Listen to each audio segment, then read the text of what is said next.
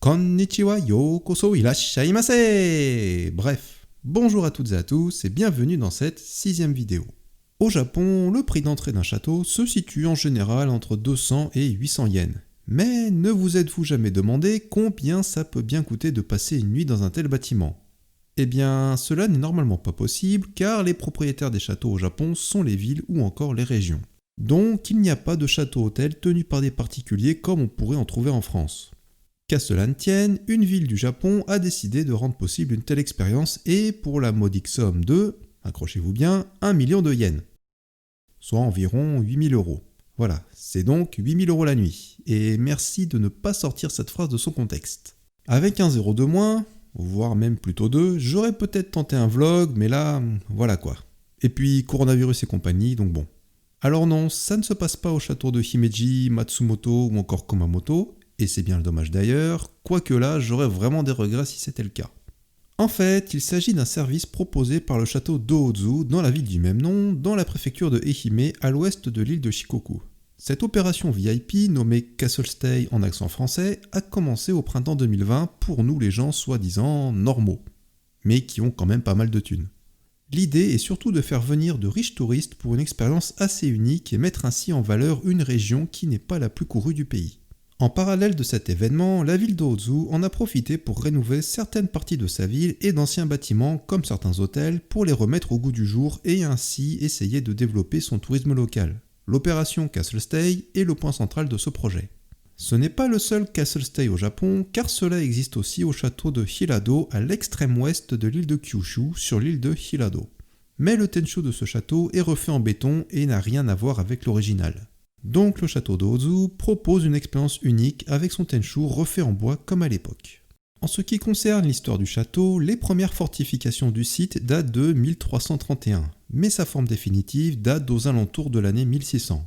Le seigneur le plus emblématique du château, Kato Sadayasu, commença à résider dans ce château en 1617 et ses descendants se le sont transmis jusqu'à la restauration Meiji en 1868. Le donjon principal, le Tenchu donc, a été démantelé en 1888 car il était dans un état de détérioration avancée.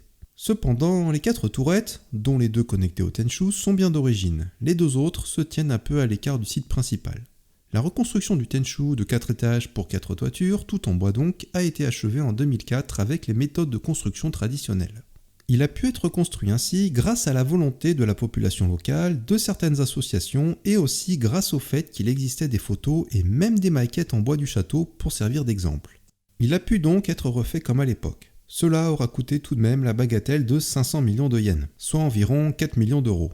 Donc bon, on peut imaginer qu'ils essaient de rentabiliser un peu tout ça. On notera que c'est un des rares châteaux du Japon à avoir eu la chance d'être reconstruit en bois avec les mêmes techniques et matériaux qu'il y a 400 ans. Maintenant, quel est donc le programme de ce Castle Stay du château de Ōzu ? Car pour 1 million de yens, on est en droit d'en avoir pour son argent. L'activité principale est donc de passer une nuit VIP dans ce château. Le prix inclut une seconde personne et chaque autre personne supplémentaire vous coûtera 100 000 yens de plus, soit environ 800 €. D'ailleurs, il faut ajouter 10% au prix total pour les taxes. C'est comme ça que ça fonctionne au Japon. Le nombre de personnes maximum est de 6 par nuit et l'offre est limitée à 30 groupes pour donc 30 nuits sur une période allant d'avril 2020 à avril 2021. Tout d'abord, vous ferez votre entrée sur le site du château sur le dos d'un cheval blanc et serez attendu par un régiment d'hommes armés qui vous accueilleront comme si vous étiez un seigneur de l'époque Edo. Vous porterez les mêmes vêtements que le seigneur du château, donc une armure lors de votre arrivée et un kimono lors de votre séjour. L'idée est vraiment de donner l'impression au client de faire un saut temporel dans la période Edo le temps d'une nuit et d'être traité comme son ancien propriétaire Kato Sadayasu. Pendant la soirée, il vous sera présenté différents arts locaux axés sur la danse et le chant avec notamment le Kawabe Shimekagura. Le Kagura est une représentation artistique venant du shintoïsme qui consiste en une danse théâtrale. Le Kawabe Shimekagura est une de ces variantes venant de la région d'Ōzu. Elle est désignée comme un art culturel important et immatériel de la région.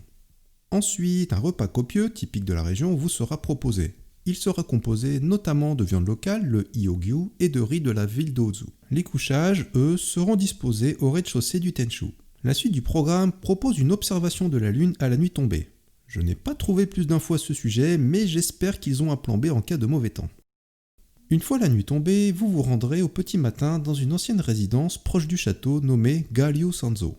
Elle a été bâtie par un marchand de la région pendant la période Meiji et surplombe magnifiquement la rivière Hiji, ce qui en fait un superbe point de vue. Le bâtiment est composé de 3 grands pavillons dans lesquels vous pourrez profiter d'un repas traditionnel réservé à l'élite de l'époque Edo, le Tonosama Gozen. Le repas est servi sur une table basse réservée aux seigneurs et est fait notamment d'un teriyaki de céréales du Japon, aussi appelé le buri, de sashimi au thon rouge, de crevettes et de champignons matsutake. Il est à noter que le contenu de ce repas peut varier selon les régions. Une fois le repas et votre expérience terminée, on vous raccompagnera au choix jusqu'à la gare JR de Matsuyama ou à son aéroport. Mais je doute que ce soit à dos de cheval cette fois-ci. Pour terminer, voici quelques images de l'intérieur du château, et notamment du repas et des chambres qui attendent les clients. Le lien en description vous permet une navigation virtuelle en 3D à l'intérieur du château comme si vous y étiez. Un genre de Google Castle View en gros. Ça permet une petite visite gratuite du château au passage. C'est la fin de cette vidéo, merci de l'avoir suivi jusqu'au bout, j'espère que ce genre de sujet un peu décalé vous aura plu. Et vous, combien seriez-vous prêt à mettre pour passer une nuit dans un château au Japon ? Perso, je ne sais pas trop, mais certainement pas autant. D'ailleurs, j'organise une cagnotte qui est disponible dans la... Non, je déconne, il n'y a pas de cagnotte en fait. J'espère que vous n'y aurez pas cru. Bon, il faut avouer que l'expérience est certes unique, mais le prix est lui assez rédhibitoire. En attendant, nous les prolétaires pourrons toujours profiter des châteaux du Japon lors d'une visite classique qui, elle, ne coûte jamais plus de 1000 yens. Si vous voulez soutenir la chaîne, il y a donc une cagnotte en description. Ouais bon allez, ok, j'arrête. Si vous voulez soutenir la chaîne et me montrer que les vidéos sur les châteaux du Japon vous intéressent, vous pouvez laisser un pouce bleu, mettre un commentaire et même vous abonner à la chaîne. Ça m'aide énormément et en plus ça ne coûte absolument rien, même en TTC. Je vous dis à la prochaine, sur ce, Okini!